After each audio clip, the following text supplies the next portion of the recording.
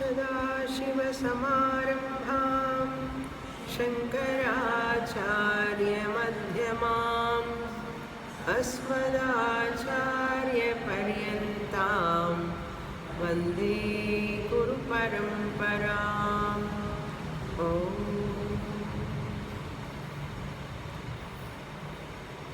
క్రిందటి వారం 16వ అధ్యాయం పూర్తి చేశాం. ఈరోజు 17వ అధ్యాయంలో ప్రవేశించబోతున్నాం. ఈ 16, 17 రెండు అధ్యాయాలు కూడా ఆత్మజ్ఞానం పొందడం కొరకు మనకు కొన్ని సాధనాలు చెప్పబడింది.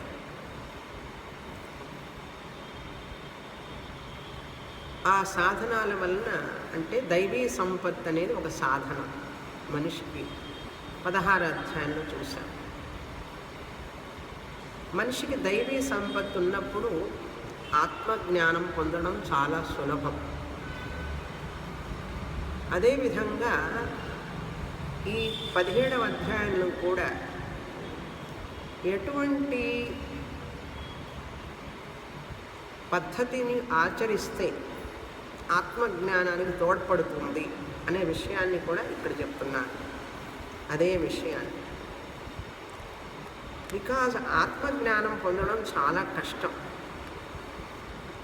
మనం కనుక తయారుగా లేకపోతే, మనస్సు రెడీగా లేకపోతే ఆత్మజ్ఞానం పొందడం చాలా చాలా కష్టం. ఎలాగైతే మన ముఖం చూసుకోవడానికి మనకు అర్థం కావాలి. కళ్ళు ఇక్కడ ఉన్నా కూడా, ముఖం ఇక్కడ ఉన్నా కూడా కళ్ళు ముఖాన్ని చూడలేవు. మన కళ్ళు మన ముఖం మీదనే ఉన్నాయి, కానీ ఈ కళ్ళు ఈ ముఖాన్ని చూడలేవు. ఎంత దగ్గరగా ఉన్నాయండి కళ్ళు ముఖానికి? ఎంత దగ్గర అంటారేమండి? ముఖం ఎక్కడుందో అక్కడే ఉన్నాయి అవి కూడా. ముఖం ఎక్కడుందో మన కళ్ళు కూడా అక్కడే ఉన్నాయి. కానీ దురదృష్టం చూడండి, ఆ కళ్ళు ఆ ముఖాన్ని చూడలేవు. ఎప్పుడన్నా ఆలోచించాము? ఈ ముఖాన్ని తప్ప అన్నీ చూస్తాయి అవి. కళ్ళు ముఖాన్ని తప్ప అవి ఎక్కడున్నాయో దాన్ని చూడలేవు, కానీ అన్నిటినీ చూస్తాయి.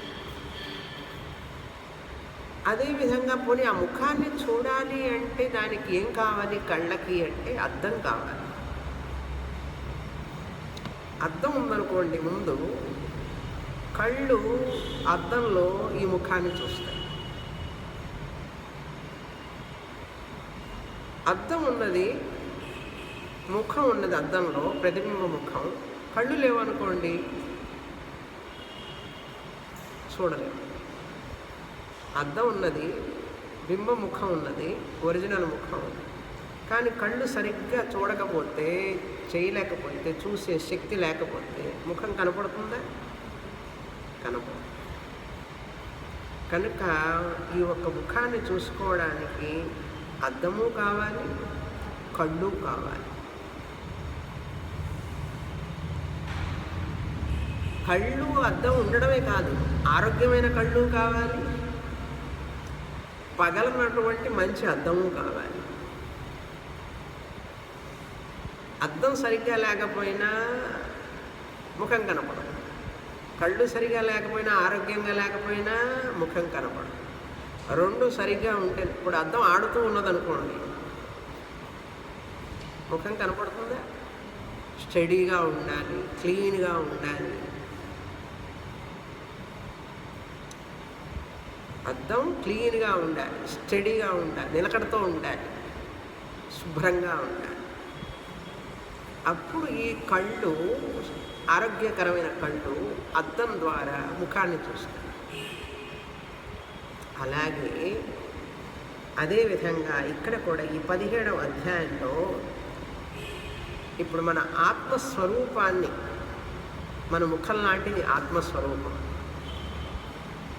మన ఆత్మస్వరూపాన్ని మనమే చూడలేము, మనం తెలుసుకోలేము.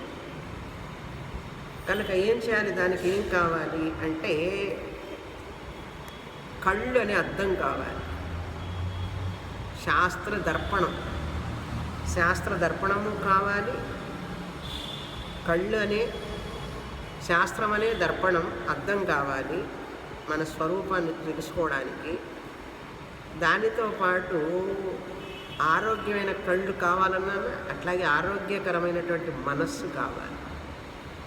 శాస్త్రం అనేది అద్దం లాంటిది. మన మనస్సు ఇక్కడే ఉంది, ఇందులోనే ఆత్మస్వరూపం ఇక్కడే ఉంది. కానీ ఈ మనస్సు తెలుసుకోలేదు. ఈ మనస్సు ఎట్లాగైతే కళ్ళు తాను ఉన్న చోటునే తను తెలుసుకోలేదో, మనస్సు తాను ఎక్కడ ఉన్నదో ఆత్మస్వరూపంలోనే ఉన్నది అది, కానీ ఆత్మను తెలుసుకోలేదు. ఎందుకని ఉంది కళ్ళు ఎందుకు తెలుసుకోలేవు అంటే తెలుసుకోలేవు. ఎప్పుడు తెలుసుకుంటాయి అంటే అద్దం ద్వారా తెలుసుకున్నాయి. అదేవిధంగా ఈ మనస్సు అనే కళ్ళు కూడా శాస్త్రం అనే అద్దంలో ఆత్మస్వరూపాన్ని తెలుసుకుంటుంది. కళ్ళు అనే మనస్సు ఉదాహరణ గుర్తుపెట్టుకోవాలి. కళ్ళు, అద్దం, ప్రతిబింబ ముఖం చూసుకుంటాం, ఈ ముఖాన్ని తెలుసుకుంటాం. ఉదాహరణ దృష్టాంతం ఏంటి? ఆత్మస్వరూపం ఒరిజినల్ ముఖంతో సమానం. ఆత్మస్వరూపం, కాన్షియస్నెస్, ఎగ్జిస్టెన్స్ ఒరిజినల్ ముఖంతో సమానం. నేను ఎట్లాగైతే ఒరిజినల్ ముఖాన్ని నేను చూసుకోలేను, అలాగే ఆత్మస్వరూపాన్ని నేను చూడలేను. ఎలా చూడగలనంటే మనస్సు ద్వారా, ఆరోగ్యకరమైన మనస్సు శాస్త్రంలోకి చూసినప్పుడు, శాస్త్రం అనే దర్పణంలోకి చూసినప్పుడు, ఇక్కడ చూడడం అంటే క్లాసుకు వచ్చి చదివినప్పుడు అని అర్థం. శాస్త్రంలోకి చూడదు మనస్సు. మనస్సుని శాస్త్రం వైపు మళ్ళించినప్పుడు, గురువు చెప్పే వాక్యాలు వింటున్నప్పుడు, గురువు శాస్త్రాన్ని మనకు కదలకుండా శుభ్రంగా అందిస్తారు దాన్ని.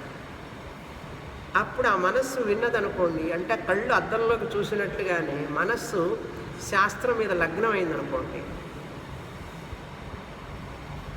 ఎటువంటి మనస్సు? కళ్ళు ఎటువంటి కళ్ళు చూడాలి అద్దంలో? శుభ్రమైనటువంటి ఆరోగ్యకరమైన కళ్ళు.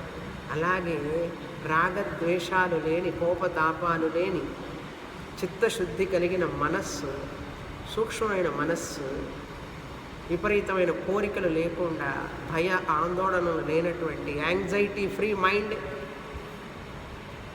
రిలాక్స్డ్ మైండ్, యాంగ్రీ అంటే anger, lust is a dust అన్నారు. అటువంటివన్నీ లేనటువంటి మనస్సు, ప్రశాంతమైన మనస్సు, నిర్మలమైన మనస్సు, శుద్ధమైన మనస్సు, వివేకంతో కూడిన మనస్సు,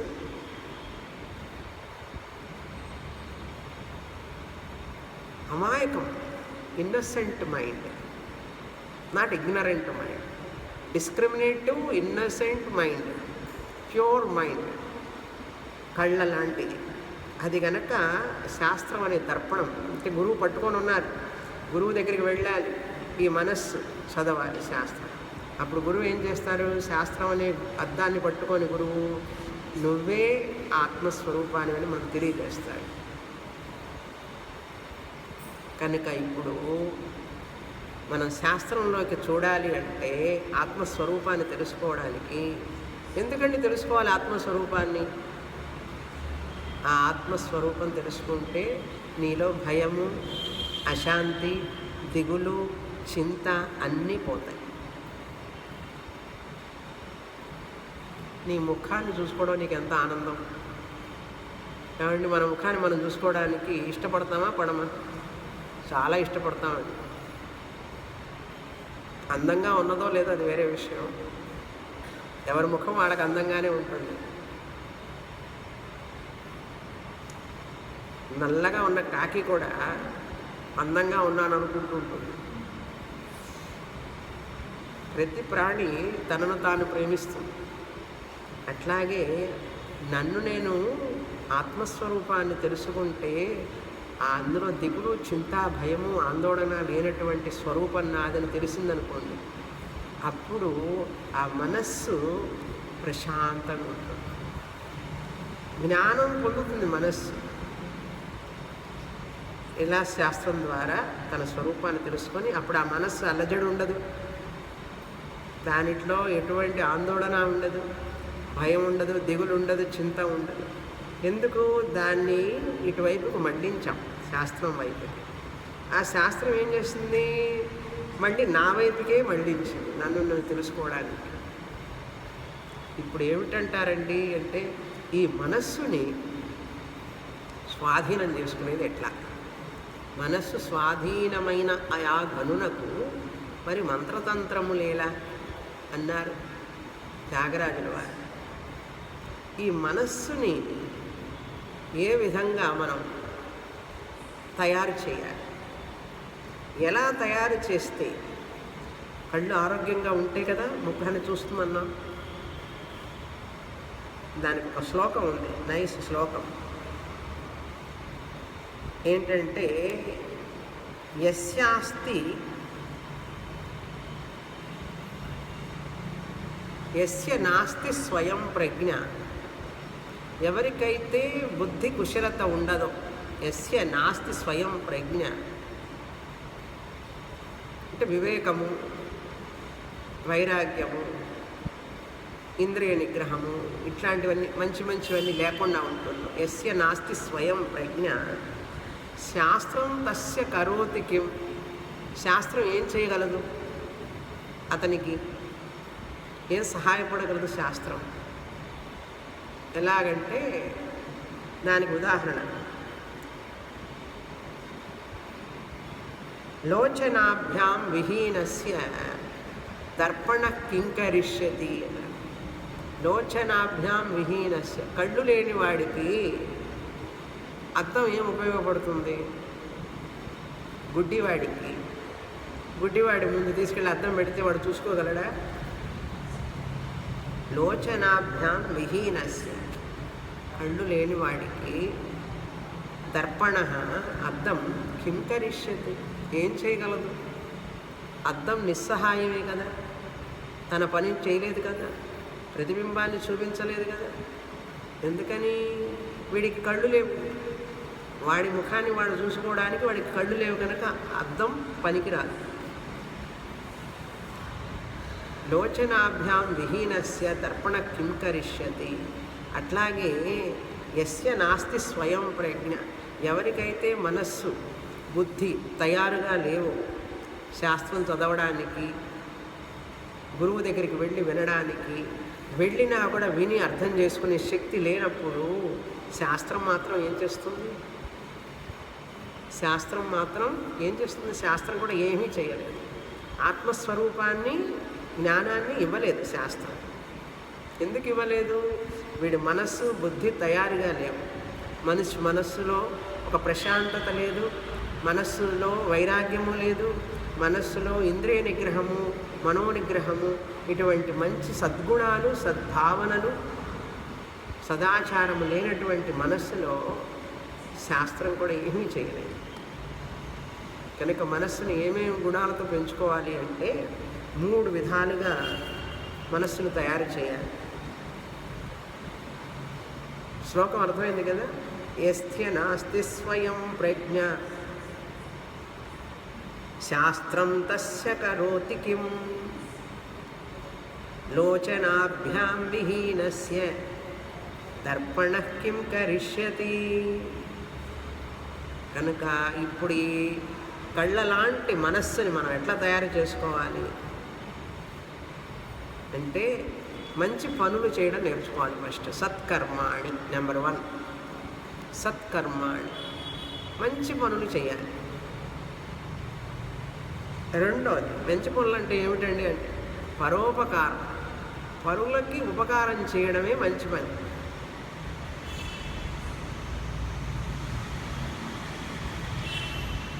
ప్రపంచం మొత్తానికి చేయలేకపోయినా కనీసం ఇంట్లో వాళ్ళకి చెయ్యి. ఉపకారం. అందుకని ఫ్యామిలీ అని పెట్టారు. కనీసం నీ స్వార్థం నేను బయటికి వెళ్ళనివ్వద్దు. కనీసం ఈ ఇద్దరు ముగ్గురు కోసం నా చెయ్యి, ఇంట్లో వాళ్ళ కోసం అన్న పర ఉపకారం. తల్లిదండ్రులకి, అత్తమామలకి, పిల్లలకి, ఇంట్లో ఉన్నటువంటి బంధుగణానికి, వచ్చే వాళ్ళకి, అతిథులకి చెయ్యి కనీసం పరోపకారం. మంచి కర్మలు చెయ్యి. పరోపకారం పుణ్యాయ పాపాయ పరపీడనం. అందుకని ఇతరులను పీడిస్తే పాపం వస్తుంది. మంచి చెయ్యి. రెండవది సద్గుణా, మంచి గుణములను పెంచుకో. మంచి గుణాలు ఏమిటి? ఆ మంచి గుణాలు అనేది చెప్తాం తర్వాత. మంచి గుణాలంటే ప్రేమ, దయ, కరుణ, అందరినీ గౌరవించడం, ఎవరిని నిందించకుండా ఉండడం, ఈర్ష్య భావన లేకుండా ఉండడం. దైవీ గుణాలు చదివాం కదా, మళ్ళీ ఇంకా లిస్టే అవసరం లేదు. సత్ అభయం సత్వశం శుద్ధి జ్ఞానయోగ వ్యవస్థితి అహింస అన్నీ చదివాం. మొత్తం 26 సద్గుణాలు చదివాం, దైవీ గుణాలు. అవన్నింటిలో కొన్నైనా పెంచుకోవడానికి ప్రయత్నం చేయి. మూడవది ఏంటంటే సద్భావనలు, మంచి ఆలోచన. సత్కర్మాణి అనేది కాయిక లెవెల్లో. కాయికం అంటే శరీర పరంగా ఫిజికల్ బాడీ చేసేటటువంటి పనులు కాయికం. సత్కర్మాణి. సద్గుణా అనేటువంటిది మనస్సు లెవెల్లో, మనస్సులో. సద్భావనలు థాట్ లెవెల్. మనస్సు అన్న థాట్సే, ఇంకా డీపర్గా అన్నమాట. థాట్ లెవెల్లో కూడా మంచి గుణాలంటే వాటిని వ్యక్తం చేస్తాం. ప్రేమ, దయ, కరుణ ఇవన్నీ కూడా వ్యక్తం చేస్తే మంచి గుణాలు ఉన్నట్లు. మంచి భావనలు చేస్తూ ఉండాలి. మంచి సంకల్పం. లోకా సమస్త సుఖినో భవంతు, సర్వే జనా సుఖినో భవంతు. అందరి సుఖం కోసం, అందరి క్షేమం కోసం ప్రార్థించడం, ఇవన్నీ సద్భావనలు. లోపల మనస్సులోనే. ఎవరు కష్టపడకూడదు. శత్రువుకైనా కూడా కష్టం రాకూడదని కోరుకోవాలి.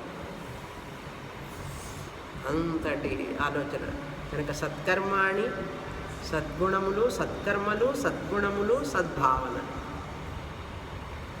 ఈ మూడుని కనుక మనం చేస్తే ఆ మనస్సు శాస్త్రాన్ని ఆకళింపు చేసుకుంటుంది. లేకపోతే శాస్త్రం ఇన్ఫర్మేషన్గానే ఉంటుంది, గురువు గారికి కంఠశోష. మనలో ఏ మార్పు రాదు. ఎప్పుడు ఈ మనస్సు కనుక తయారుగా లేకపోతే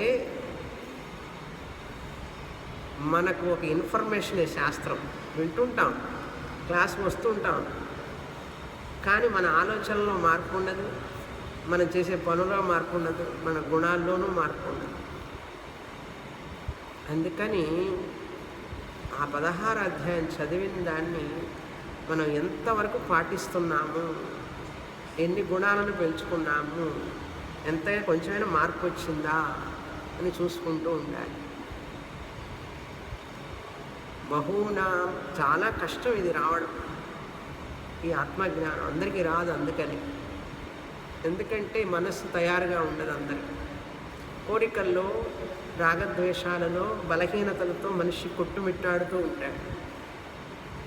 నీతి నియమము ఆచారము ఉండక మనిషికి అల్టిమేట్ గోల్ తెలియక ఈ చిన్న చిన్న కోరికలకి బలహీనుడిపై దాసుడైపోతూ ఉంటాడు. చూడండి, డ్రగ్స్ కాలేజీల దగ్గర అమ్ముతున్నారు, విపరీతంగా అమ్ముతున్నారు. డ్రగ్స్, గంజాయి పేపర్లు చూశారు కదా. చిన్న చిన్న కాలేజీ పిల్లలు, స్కూల్ పిల్లలు గంజాయి కొనుక్కొని వాడుతున్నారు. సిగరెట్ల మూలంగానో డైరెక్ట్గానో. అదేమిటో మనకు తెలియదు. అది ఒక లీఫ్. గంజాయి అనేది ఒక ఆకు లాంటి. దాన్ని పొడి చేసి దాన్ని సిగరెట్లలో పెట్టి దాంట్లో డ్రింకుల్లో కలిపి ఎంత విచ్చలవిడిగా పోతున్నదంటే ఇప్పుడు దేశంలో అంత విచ్చలవిడిగా అమ్ముతున్నారు. దేనికి బానిసలైపోతున్నారు? సుఖ లాలస. మనుషుల్లో అంత బలహీనత వచ్చేస్తుంది. ఇంకా మామూలు వాళ్ళకే మనిషి అంత దిగజారిపోతే ఇంకేం వస్తుంది? ఏమి లేని వాళ్ళనే, ఏమి దుర్గుణాలు లేని వాడికి అర్థం కావడం కష్టం. ఇంకా దుర్గుణాలు ఉంటే ఇంకేం చేస్తారు వాళ్ళు? ఒక మనిషి, మన వాళ్ళ ఆచారాలు, నిష్ఠ, నియమాలు పెట్టింది దేనికంటే ఈ శరీరాన్ని ఒక ఆరోగ్య పద్ధతిలో నుంచి మనస్సుకి ఒక ఆరోగ్యకరమైనటువంటి పద్ధతిలో పెట్టడానికి పెట్టారు ఇవన్నీ కూడా. అవి చేయనప్పుడు ఎందుకు మనిషి జీవితం అంటే, అందుకనే ఈ మనస్సు తయారు చేయక ఈ చిన్న చిన్న సుఖాల కోసం మనసు పరిగెట్టి దీన్ని శాస్త్రానికి అంకితం చేయలేనప్పుడు ఆత్మస్వరూపంలో వచ్చే ఆనందం లభించక మనిషి జీవితాంతం డిప్రెషన్, అప్రెషన్, సప్రెషన్లోకి వెళుతూ ఉంటాడు. ఎంత నష్టపోతున్నాడో తెలుసా మనిషి? నిగ్రహం లేకపోవడం వల్ల. అందుకనే త్యాగే నైకే అమృతత్వ మానసు అన్నాడు. త్యాగం చేయడం వల్ల చిన్న చిన్న కోరికలు ఫైనైట్ అనమాట, ఆల్ చాలా మీగర్ కోరికలు అనమాట. అది కావాలి, ఇది కావాలన్నీ అశాశ్వతమే. అందుకని కోరికలను వదిలిపెట్టు అంటాం. బంధించే కోరికలను వదిలిపెట్టు. దైవ సంబంధమైనటువంటి సద్భావనలను పెంచుకుంటూ ఉండు. మంచి కోరికలు, ఇప్పుడు శాస్త్రం చదవాలనేది కోరికే, మంచి పుస్తకం చదవాలనేది కోరికే. కోరికలను మంచి వైపుకు మళ్ళించు. అలా చేసినప్పుడు ఆ మనస్సు శాస్త్రం వైపుకు మళ్ళుతుంది. ఆ శాస్త్రం నీకు ఆత్మ విద్యనిస్తుంది. కానీ ఎంతమంది తయారుగా ఉన్నారు? జీవిత పరమావధి తెలియక, జీవిత గమ్యం తెలియక, పొట్టకూటి కోసం పొద్దున్న నుంచి రాత్రి దాకా గొడ్డు చాకరీ చేస్తున్నాడంట. తెలుగులో అంటారు గొడ్డు చాకరీ అంటే. పాపం గొడ్డు ఏం చేస్తుంది తెలుసా? గేదెలు, ఆవులన్నీ కూడా ఎంత చేసి పెడతాయి ఈ మనిషికి. పాపం గడ్డి తిని పాలిస్తాయి, పొలం దున్నుతాయి. అవి ఎంత చాకరీ చేస్తాయి మన కోసం. ఈ మనిషి కూడా చాకరీ చేస్తున్నాడు పొద్దున్న నుంచి సాయంత్రం దాకా ఆఫీస్కి వెళ్ళి. ఏం చాకరీ చేస్తున్నాడు? దేనికోసం అంటే 4 ఇడ్లీ తినడం కోసం, ఒక టీవీ కొనుక్కోవడం కోసం, ఒక చిన్న ఇల్లు కొనుక్కోవడం కోసం ఇంత చాకరీ చేస్తున్నాడు. మానవ జన్మ పురుషార్థం పరమగమ్యాన్ని మర్చిపోయి ఈ పొట్ట నింపుకోవడం కోసం, ఈ మనస్సుకి ఒక తుచ్చమైన చిన్న చిన్న కోరికలు తీర్చడం కోసమే సమయం అంతా వృధా చేసుకుంటున్నాడు. ఇవన్నీ కనుక వదిలిపెట్టాడంటే చిన్న చిన్న కోరికలు అంటే ఏమిటి? హాయిగా ఉండాలి, కారు కావాలి, ఇల్లు కావాలి, అది కావాలి, ఇది కావాలని కోరికలు అన్నమాట. వావి నాకు అక్కర్లేదు అన్నాడంటే ఆ మనస్సు టక్కున ఆత్మజ్ఞానానికి తయారవుతుంది. కానీ ఇది వదలలేడే. బంగారం పిచ్చి, ఇల్లు పిచ్చి, కారు పిచ్చి, ధనం పిచ్చి, అన్ని పిచ్చే. ఒక్కొక్కడికి ఒక్కొక్క పిచ్చి. శాస్త్రం పిచ్చి తప్ప అన్ని పిచ్చిలు ఉన్నాయి అందరికీ. కనుక ఏమిటి నీకు శాస్త్రం పిచ్చి, క్లాసు పిచ్చి అంటే ఆహా ఇంత అదృష్టం అని చెప్పండి ఎవరన్నా అంటే. నీకు శాస్త్రం పిచ్చి పట్టిందేంటి? స్వామిని పిచ్చి పట్టిందేంటి? పిచ్చి అంటే ఏముందండి? ఒకటే అదే ఆలోచన, అదే చింతన ఉంటే పిచ్చి అంటారు. అంతకంటే ఏముంది? ఒకడికి సినిమా పిచ్చి అంటాం. ఎందుకంటాం? సినిమా గురించి ఆలోచిస్తాడు. ఫస్ట్ వచ్చింది అంటే దర్బార్ సినిమా వచ్చిందంటే ఫస్ట్ షోకే వెళ్ళాలి వాడు. రిలీజ్ అయిన వెంటనే చూడాలి. అది వాడి పిచ్చి. చీట్ల ప్యాకెట్టం ఒకటి పిచ్చి.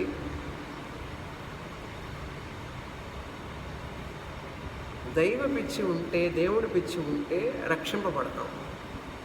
అది లేకుండా మరొక పిచ్చి ఉన్నదనుకోండి, నిజంగా పిచ్చివాడైపోతాం. కనుక మనస్సుని తయారు చెయ్యాలి. అది చెయ్యకుండా నువ్వు ఎంతసేపు అద్దంలో, శాస్త్రం అనే అద్దంలోకి చూసినా విన్నా కూడా ఇక్కడ నీ యొక్క శరీరం మీదనే నీకు నియమం లేదు, కంట్రోల్ లేదు. ఏం తినాలో నీకు కంట్రోల్ లేదు, ఎంత వెయిట్ ఉండాలో నీకు కంట్రోల్ లేదు. సపోజ్ ఏమి ఆలోచించాలో నీకు కంట్రోల్ లేదు. ఏం పనులు చేయాలి, ఏం చేయకూడదనేది కూడా కంట్రోల్ లేనప్పుడు శాస్త్రం ఏం చేయలేదు. నీకు శాస్త్రం సుఖాన్ని ఇవ్వలేదు, ఆనందాన్ని ఇవ్వలేదు. చూశారా? శాస్త్రం లేక దూరంగా ఉన్నవాళ్ళు ఒక బాపత్, శాస్త్రం దాకా వచ్చి శాస్త్రాన్ని అర్థం చేసుకోలేని వాళ్ళు మరికొంతమంది. ఒక బాపత్. శాస్త్రం అర్థమైనట్లే అవుతుంది కానీ సుఖశాంతం రావట్లేదు అనేది మరొక బాపత్. కారణం ఏమిటి? ఈ మనస్సు అన్ప్రిపేర్డ్నెస్, రెడీనెస్ లేకపోవడం వల్ల. గురువుగారు చెప్తుంటే దాన్ని సీరియస్గా తీసుకోకపోవడం. కనుక శాస్త్రానికి నష్టం లేదు, గురువుగారికి అంతకంటే నష్టం లేదు. ఎవరికయ్యా నష్టం అంటే మనకి మన మనస్సునే మనం గందరగోళంలో పడేసుకొని ఇంకా ఇంకా అజ్ఞానంతో ఇంకా ఇంకా దిగులకి దిగజారిపోతూ ఉంటామే తప్పితే. అందుకనే శాస్త్రాన్ని గట్టిగా పట్టుకోవాలి, గురువు పాదాలను గట్టిగా పట్టుకోవాలి. లేకపోతే ఇందులో ఈ సంసారంలో మొసళ్ళు తేళ్ళు ఉంటాయి, మొసళ్ళు పావులు ఉంటాయి చూసారా, పట్టుకొని లాగేస్తాయి అన్నమాట, మనం బయటికి రానియకుండా. సంసార సాగరంలో ఈ కోరికలు అనేటువంటి మొసళ్ళు, రాగద్వేషాలు అనేటువంటి పెద్ద పెద్ద తిమింగళాలు, కోపతాపాలు, అహంకారం, మమకారం, ఇవన్నీ కూడా పరమశత్రువులు. మనల్ని అట్లా లాగేస్తూ ఉంటాయి లోపలికి. అందుకని భగవంతుడి పాదాలు పట్టుకుంటే భగవంతుడు గురువునిస్తాడు, గురువు శాస్త్రాన్ని ఇస్తాడు. చూసారా, భగవంతుడి పాదాలు పట్టుకున్న వాడికి ప్రపంచకం మీద ఏది ఉండదు. నాకు భగవంతుడే కావాలి, ఇంకే వద్దు. ఎందుకంటే ఆ భగవంతుడే మనకు గురువునిచ్చేది, ఆ గురువే మనకు శాస్త్రాన్ని ఇచ్చేది, శాస్త్ర జ్ఞానాన్ని. ఆ శాస్త్ర జ్ఞానమే నాకు నా స్వరూపాన్ని తెలియజేసేది. ఇంతటి విషయాన్ని కూడా ఇంత చెప్తున్నా కూడా గురువుగారు మనకు ఎందుకు మనసులో ఎక్కించుకోలేకపోతున్నామంటే తీవ్రంగా ఉన్నాయి రాగద్వేషాలు, కోరికలు,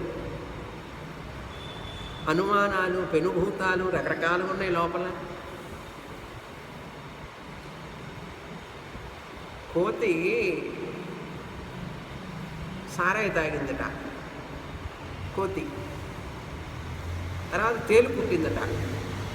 ఆ కోతికి తేలు పుట్టింది, సారాయి తాగింది, ఇంకేం చేస్తున్నది?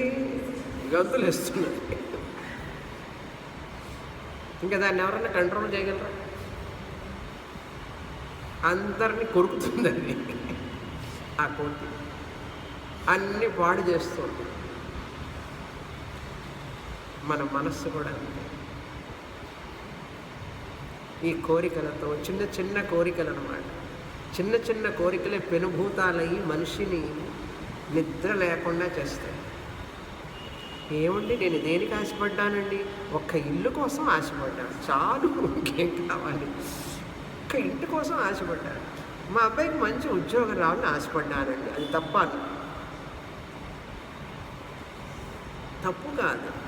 ఆశపడడం అనేది అది పొందేది పొందనిది నీ చేతుల్లో లేదు.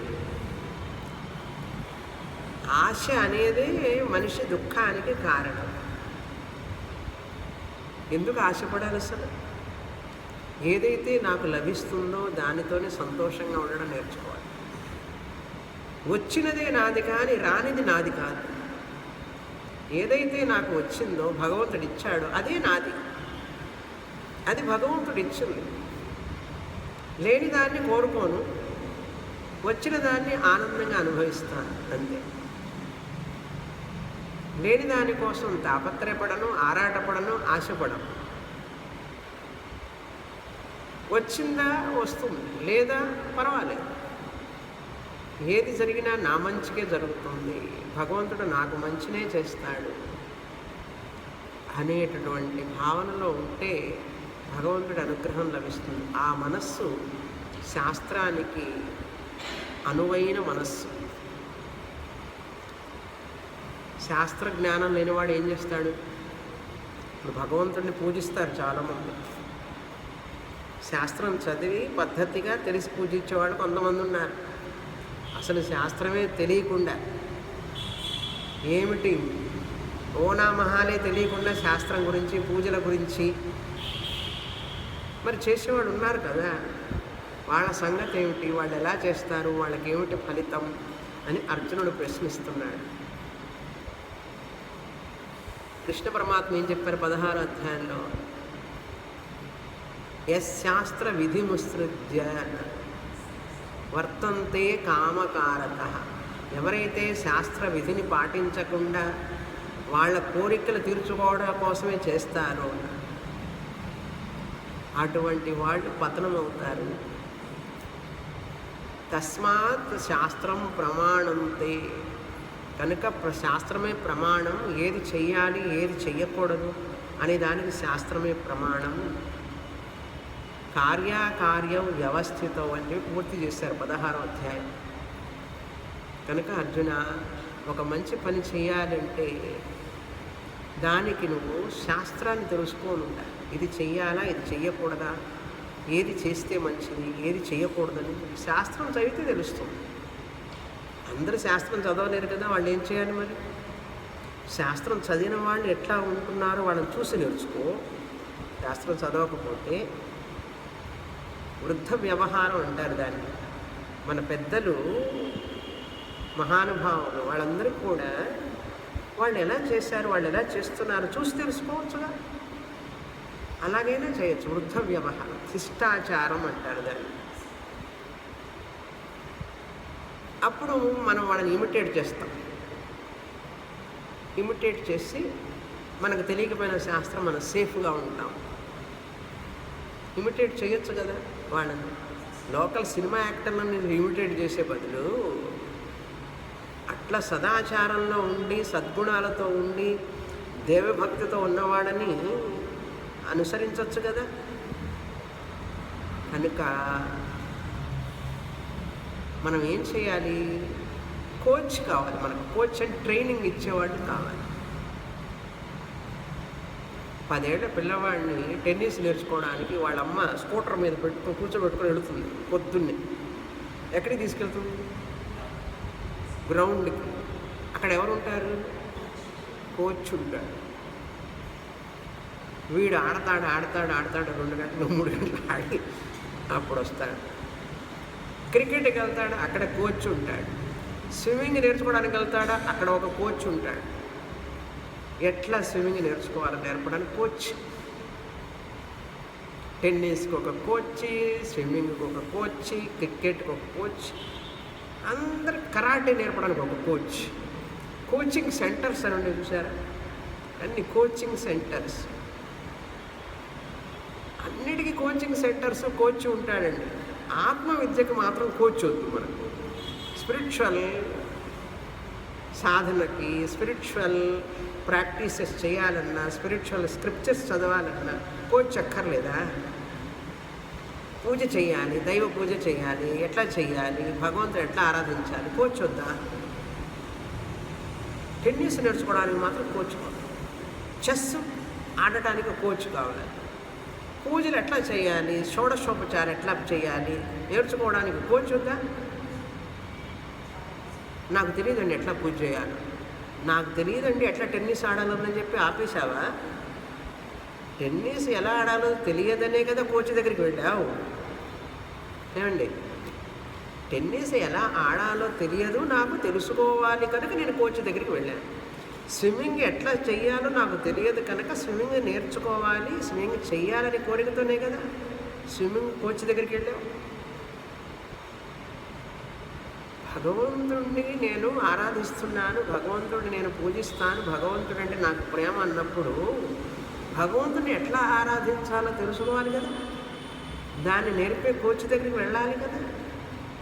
ఇప్పుడు ఆ కోచ్ ఎక్కడున్నాడో నాకు తెలియదండి. ఈ కోచ్ ఎట్లా తెలిసాడు? ఈ కోచ్ ఎట్లా తెలిసిందండి? టెన్నిస్ కోచ్, క్రికెట్ కోచ్ ఎక్కడ తెలిసింది? చెస్ కోచ్ ఎట్లా తెలిసింది?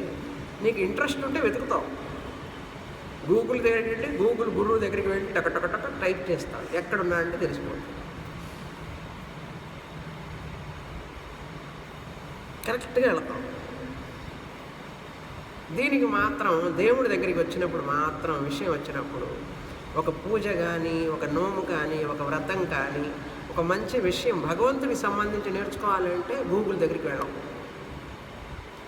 వెతకం. కానీ భక్తి ఉండదు మాకంటాం. ఏం చేస్తారా పూజ అంటే ఏముంది, ఏది ముందు చేస్తానో ఏది వెనక చేస్తానో నాకే తెలియదు, ఇష్టం వచ్చినట్టు చేస్తాను. ఎవరిని పూజించాలో తెలియదు, ఏ మంత్రం చెప్పాలో తెలియదు, ఎలా పూజించాలో తెలియదు. ఎందుకంటే కోచ్ దగ్గరికి వెళ్ళలేదు. అది ఒక ముఖ్యమైనది కానీ భావించలేదు మనం. ఏది ముఖ్యమో అది ముఖ్యంగా భావించకుండా ఏది ముఖ్యం కాదో ప్రాపంచికమైనటువంటి మెటీరియలిస్ట్కి సంబంధించినటువంటి కోచ్ల కోసం సమయాన్ని గంటలు గంటలు గంటలు మనుషులు స్పెండ్ చేస్తున్నారు. భగవంతుడి విషయానికి వచ్చేటప్పటికి మాత్రం సమయం ఉండదు ఎవరికి. అట్లాంటి వాళ్ళ సంగతి ఏమిటి అంటున్నాడు అర్జునుడు. శాస్త్రం తెలియకుండా వాళ్ళకి శ్రద్ధ ఉంటుంది, భక్తి ఉంటుంది, దేవుడి మీద నమ్మకం ఉంటుంది, వాళ్ళు ఎట్లా పూజిస్తారు దేవుణ్ణి అని అడుగుతున్నాడు. శాస్త్రం తెలియదు వాళ్ళకి, శిష్టాచారం వృద్ధ వ్యవహారం పాటించరు, తెలియదు, కోచ్ లేడు వాళ్ళకి. కానీ నమ్మకం ఉన్నది దేవుడి మీద, వాళ్ళకి శ్రద్ధ ఉన్నది, భగవంతుడిని పూజించాలని ఉన్నది. వాళ్ళు ఎట్లా పూజ చేస్తారు కృష్ణ చెప్పు అంటున్నాడు. ఇప్పుడు కృష్ణ పరమాత్మ చెప్తారు సమాధానం. మొదటి శ్లోకం చదువుతాం. అధ సప్తదశోऽధ్యాయః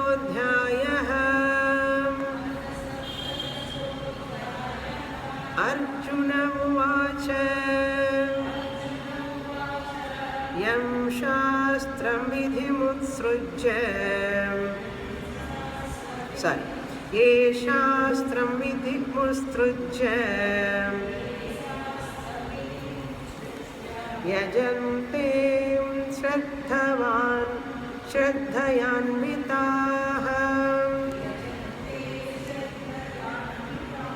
తేషాం నిష్ఠా తు కా కృష్ణ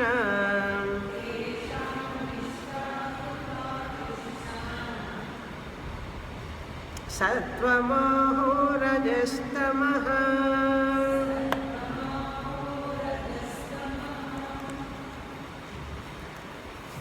మొదటి శ్లోకంలో అర్జునుడి ప్రశ్న.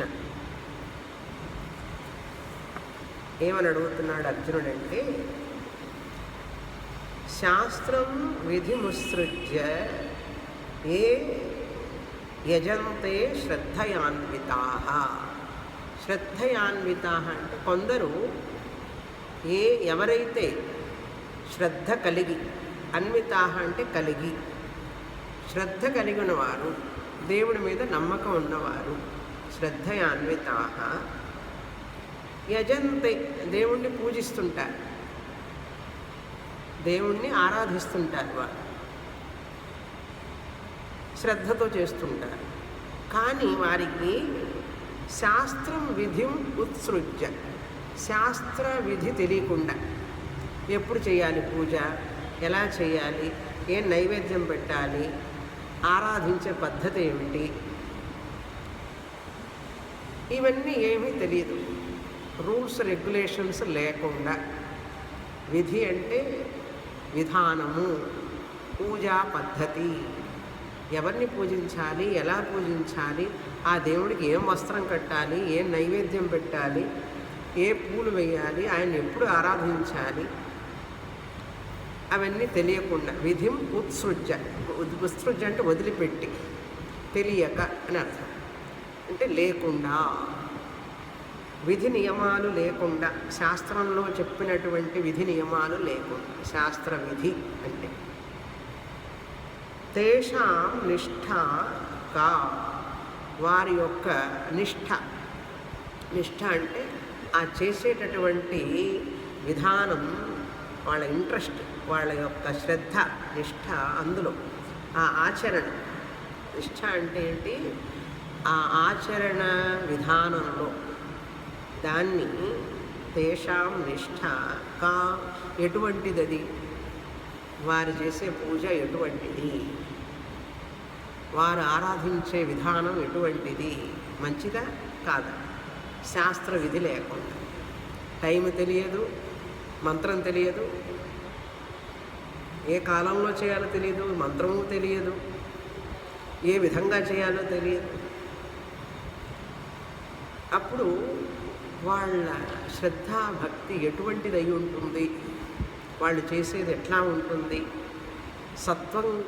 సత్వం ఆహో రజస్తమ, సాత్వికంగా ఉంటుందా, లేక రాజసికంగా ఉంటుందా, లేక తామసికంగా ఉంటుందా? సత్వం ఆహో లేక రజస్సు రాజసికంగా, తమస్సు తామసికంగా. ఎందుకంటే మనిషిలో ఈ 3 గుణాలే కదా ఉన్నాయి. సత్వగుణం, రజోగుణం, తమోగుణం. ఈ 3 గుణాల మీద ఆధారపడి ఉంటుంది స్వభావం. శాస్త్ర విధి లేనప్పుడు వాళ్ళ స్వభావం ప్రకారం చేస్తారు. వాళ్ళ స్వభావం అనేది సత్వ రజస్తమో గుణాలు కలిగి ఉంటుంది. కనుక ఆ చేసే పని వారి స్వభావం మీద ఆధారపడినప్పుడు అది సాత్వికంగా ఉంటుందా, రాజసికంగా ఉంటుందా, తామసికంగా ఉంటుందా అని అడుగుతున్నారు. అప్పుడు కృష్ణ పరమాత్మ సమాధానం చెప్తున్నారు. యజంతే అంటే దేవుణ్ణి ఆరాధించడం, శ్రాద్ధ కర్మలు, పితృకర్మలు చేయడం, అవన్నీ కూడా ఏం చెప్తున్నారు కృష్ణ పరమాత్మ చూస్తాం 2వ శ్లోకంలో. శ్రీ భగవానువాచ త్రివిధా భవతి శ్రద్ధ దేహినాం సా స్వభావజ సాత్వికీ రాజసీ చైవ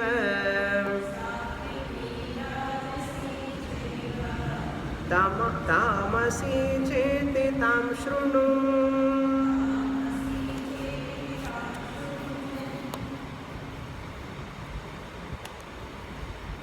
ధర్మ, అర్థ, కామ, మోక్ష 4 పురుషార్థాలు ఉన్నాయి మనిషికి, గమ్యాలు.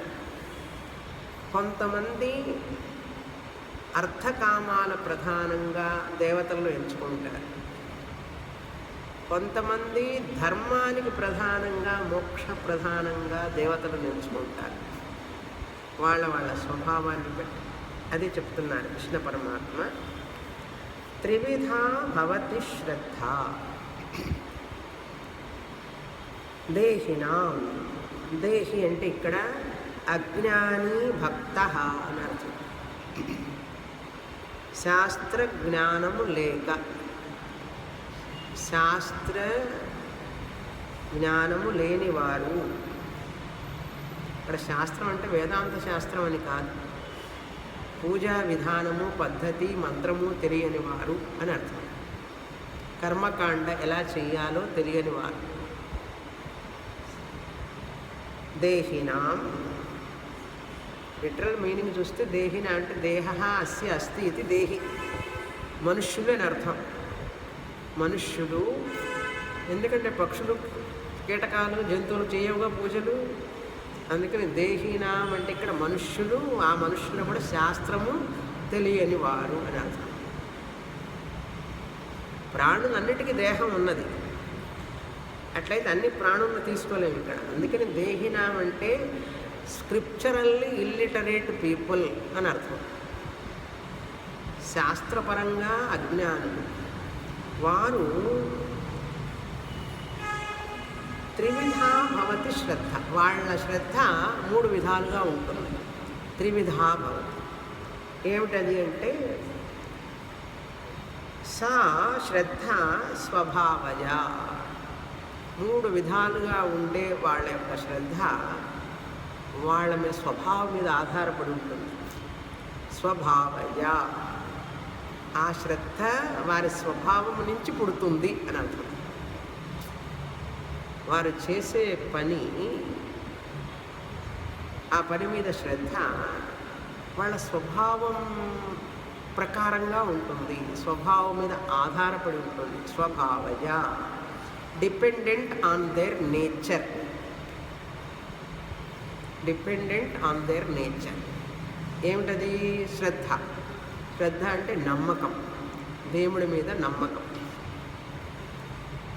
ఏమిటి ఆ శ్రద్ధ స్వభావం అంటే? సాత్విక శ్రద్ధ, రాజసీ శ్రద్ధ, తామసీ శ్రద్ధ. ఒక్కొక్కళ్ళకి సాత్వికమైనటువంటి శ్రద్ధ ఉంటుంది. ఆ మూడే కదా, ఇంకేమున్నాయి? వేరే 4 లేదు కదా. ప్రతి మనిషిలో 3 గుణాలు ఉన్నాయి. శాస్త్రం తెలియని వాళ్ళకి, శాస్త్రం తెలిసిన వాడికి శాస్త్రం ఎలా చెప్తే అలా చేస్తాడు. శాస్త్రం తెలియని వాడికి శాస్త్రం చెప్తుంది, ఈ టైంలో చెయ్యి, ఇలా చెయ్యి, ఈ దక్షిణ ఇవ్వాలి, ఈ దేవతను పూజించు, దీనికి ఈ పని చేయాలండి. ఇప్పుడు వీడికి శాస్త్రమే తెలియదు, దేవుడిని పూజిస్తాడు శాస్త్రం తెలియకుండా. కనుక దేన్ని ఆధారంగా పూజిస్తా అంటే తన స్వభావం ఎలా ఉంటే అలా. సాత్విక స్వభావం అయితే సాత్విక పూజ, రాజస స్వభావం అయితే రాజస పూజ, తామస స్వభావం అయితే తామస పూజ. అది ఎట్లా చేస్తాడు ఆ పూజ? దేవుణ్ణి ఎంచుకోవడం దగ్గర నుంచి పూజా విధానం, మోడ్ అండ్ ప్రాసెస్ అన్నీ చెప్తున్నారు ఇప్పుడు రాబోయే శ్లోకంలో.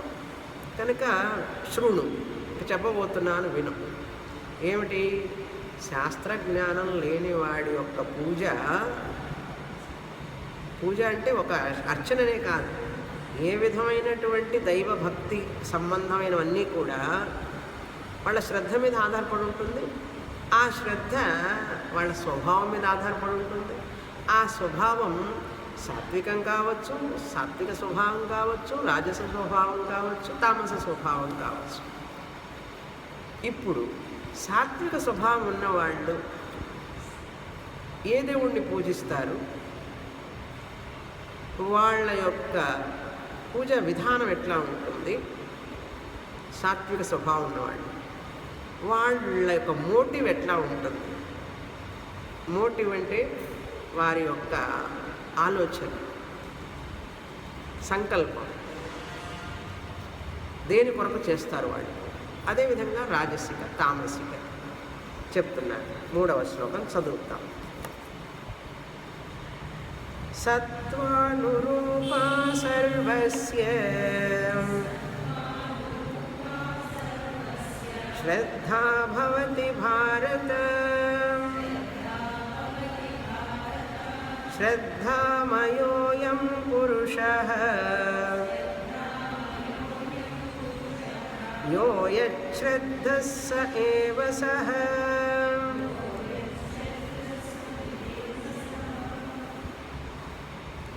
ఇప్పుడు సాత్విక స్వభావం కలిగిన వాళ్ళ గురించి చెప్తున్నారు. సత్వానురూప సర్వస్య సత్వానురూప శ్రద్ధా భవతి. సత్వ స్వభావం కలిగిన వాళ్ళ యొక్క శ్రద్ధ ఉంటుంది ఈ విధంగా. హే భారత, అర్జునుని సంబోధిస్తున్నారు. భా అంటే ప్రకాశం, ప్రకాశం అంటే చైతన్యం, ఆత్మ, బ్రహ్మ. రతః అంటే అందులో రమించేవాడు, ఆనందించేవాడు. భారత అంటే బ్రహ్మజ్ఞానమునందే ఆనందంగా రమించేవాడు భారత అని అర్థం. భారతీయులందరూ భారతీయులు అంటే ఎప్పుడు బ్రహ్మజ్ఞానమునందు రమించేవారు, ఆనందించేవారు అని అర్థం. అందుకని ఇండియన్ అంటే ఈ భావనే రాదు. మనందరం భారతీయులం అంటే కనీసం భారత అంటే ఏమిటో గుర్తొస్తుంది. భరతవంశానికి చెందిన వాళ్ళని. ఎందుకు భరత అని పేరు పెట్టారు? శకుంతల దుష్యంతుడి కొడుకుకి భరతుడు అని పేరు. భరతుడు అంటే ఎవరు? రాముడి తమ్ముడి పేరు భరతుడు. భరతుడు అంటే ఏమిటి అర్థం? బ్రహ్మజ్ఞానమున కోసం ఇష్టపడేవాడు అని అర్థం. భారతీయులందరూ కూడా బ్రహ్మజ్ఞానాన్ని పొందాలి, ఆధ్యాత్మిక చింతన కలిగిన వారు ఇక్కడ ఉండేవారందరూ. ఎంతమంది సన్యాసులు, ఎంతమంది జ్ఞానులు, ఎంతమంది మహానుభావులు ఈ దేశంలో పుట్టారు, పెద్ద పెద్ద మేధావులు. కారణం ఏమిటి? వారందరూ భారతీయులు. కారణం ఏంటి?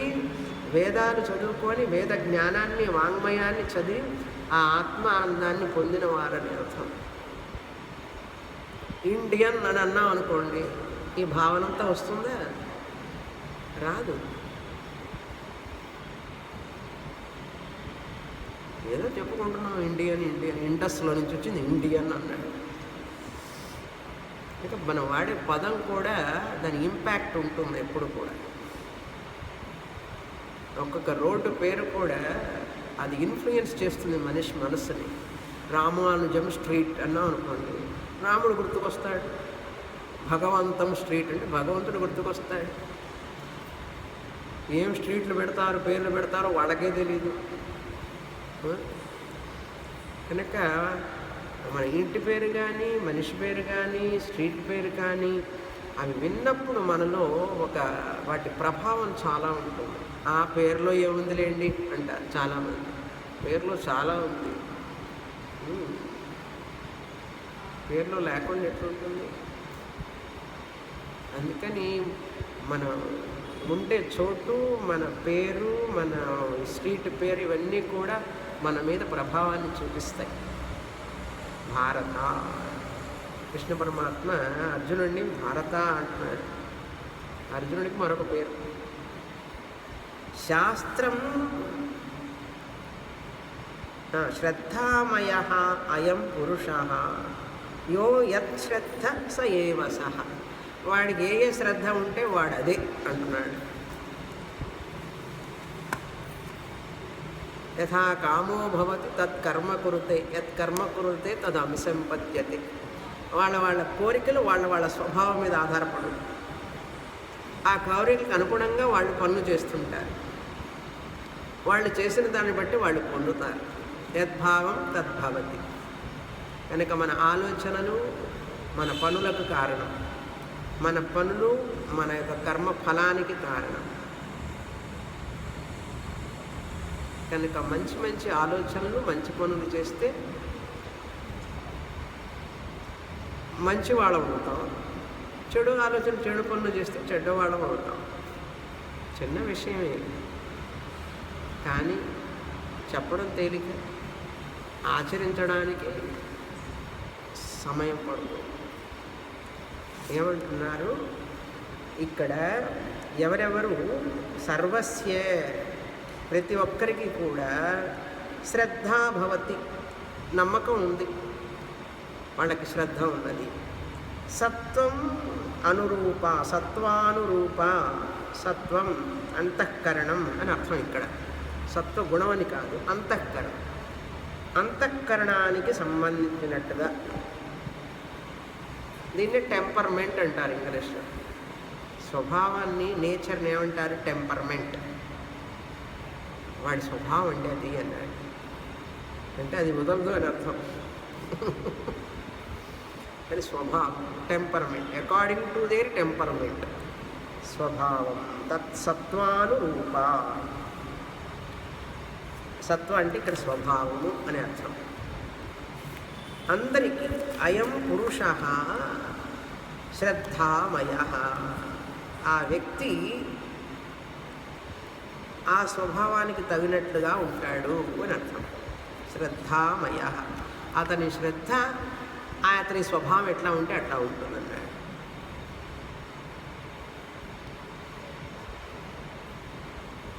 అతని శ్రద్ధ ఎట్లా ఉంటుందా అంటే అతని స్వభావం ఎట్లా ఉంటే అట్లా ఉంటుంది అతని శ్రద్ధ అంటున్నాడు. చేసుకున్న వారికి చేసుకున్నంత మహాదేవం అంటే అదే అర్థం. వాడి శ్రద్ధ వాడి స్వభావం మీద ఆధారపడి ఉంటుంది అన్నాడు. శ్రద్ధామయ, మయ అంటే ఇక్కడ ప్రాచుర్యార్థే మయట్, అందుకని వికారార్థే కాదు. సహా ఏవ, సహ ఆ స్వభావమే అతడు, ఆ శ్రద్ధే అతడు, ఆ స్వభావమే అతడు. అతడు ఎట్లా ఉంటే అట్లా ఉంటాడు, అతను చేసే పనులు కూడా అట్లాగే ఉంటాయి. సహ యహ యశ్రద్ధః సహ ఏవ సహ, అతని శ్రద్ధ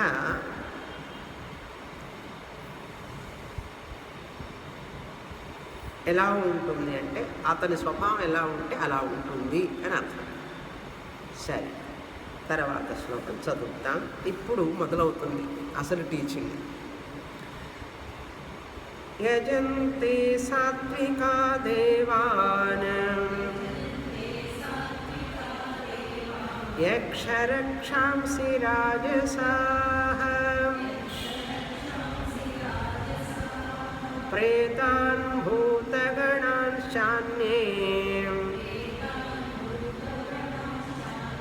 యజంతే తామసా జనాః. ఇప్పుడు దేవత గురించి చెప్తున్నారు. దేవతా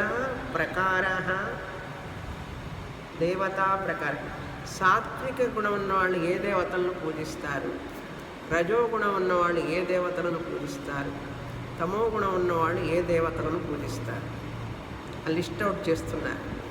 తర్వాత సత్వగుణం ఉన్నవాళ్ళు పూజా విధానం ఎట్లుంటుంది, రజోగుణం ఉన్నవాళ్ళ పూజా విధానం ఎట్లా ఉంటుంది, తమో గుణం ఉన్నవాళ్ళ పూజా విధానం ఎట్లా ఉంటుంది. తర్వాత మళ్ళీ సత్వగుణం ఉన్నవాళ్ళు ఏ మోటివ్తో పూజ చేస్తారు అంటే ఏ మనసులో పెట్టుకునే ఎజెండా, రజోగుణం ఉన్నవాళ్ళు ఏ మోటివ్తో ఏం కావాలని కోరుకొని పూజ చేస్తారు, తమో గుణం ఉన్నవాళ్ళు ఏం కావాలని పూజ చేస్తారు, అవన్నీ చెప్తున్నారు. మన జాతకం అంతా బయటకు వస్తుంది అని అర్థం. పూర్ణమదః పూర్ణమిదం పూర్ణాత్ పూర్ణముదచ్యతే పూర్ణస్య పూర్ణమాదాయ పూర్ణమేవావశిష్యతే. ఓం శాంతి శాంతి శాంతి. హరి ఓం. శ్రీ గురుభ్యో నమః. హరి ఓం.